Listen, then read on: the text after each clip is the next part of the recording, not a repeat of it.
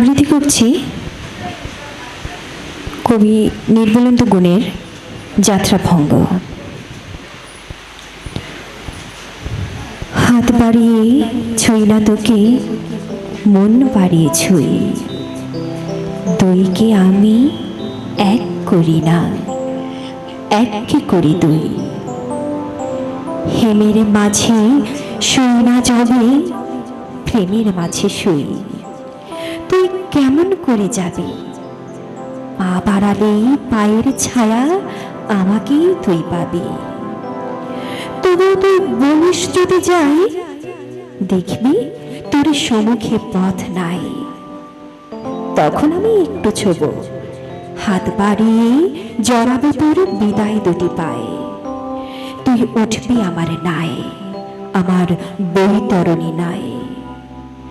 নাইয়ের মাঝে বসবো বটে, নাইয়ের মাঝে শোব, হাত দিয়ে তো ছোব না মুখ, দুঃখ দিয়েই ছোব। ধন্যবাদ।